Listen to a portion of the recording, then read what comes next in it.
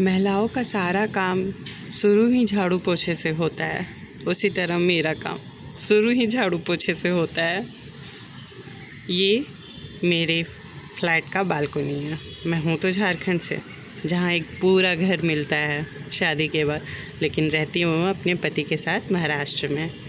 ये मेरे फ्लैट से बाहर का थोड़ा नज़ारा है।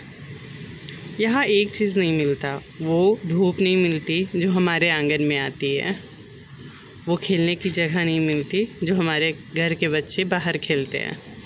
ये रहा घर, ये रहा मेरा बिस्तर। जैसे मैं बचपन में खेलती थी, मुझे को टेडी पसंद था, ये कछुआ पसंद था, वैसे आज भी पसंद है। मैं आज भी ये सब लेकर के सोती हूँ।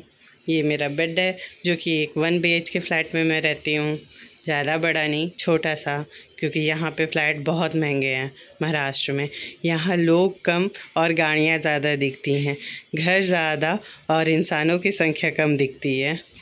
मैं भी अपना झाड़ू पोछा का काम कर चुकी हूँ। देखिए, मैं अपने जब ससुराल में रहती थी तो वहाँ झाड़ू पोछा के लिए एक आंटी आती थी, क्योंकि मैं क्वार्टर में रहती थी और वहाँ पे बहुत सारा काम होता था।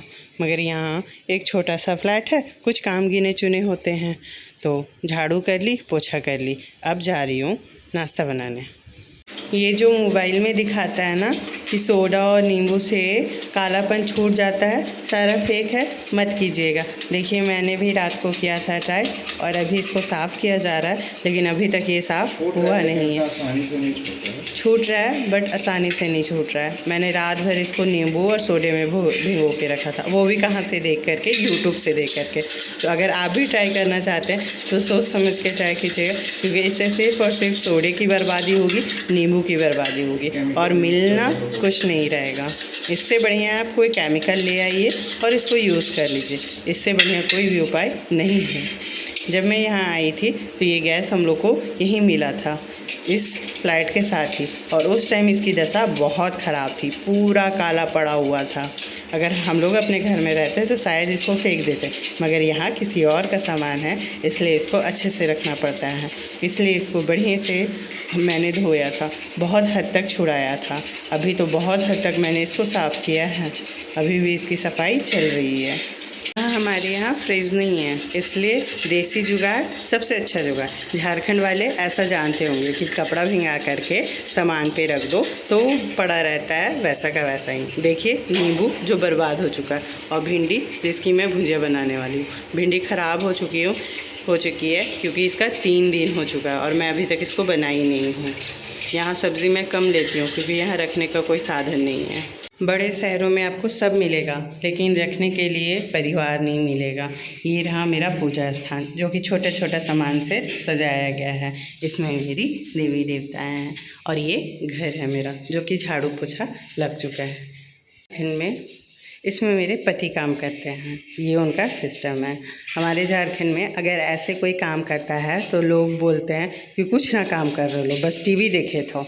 लेकिन यहाँ पे ऐसे ही काम को काम कहा जाता है। यहाँ दौड़ा भागा नहीं जाता है, बस बैठो और काम करो, बस। हमारे झारखंड में जब तक दौड़ो नहीं, भागो नहीं, तब तक वो काम नहीं है। मगर यहाँ बस यही करना है आपको, ऐसा कुछ होता है।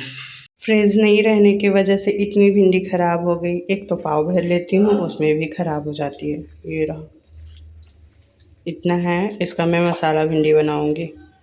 खाना बना के खा के हम लोग दोनों, मैं और मेरे पति, निकल चुके हैं सामान लेने के लिए घर का।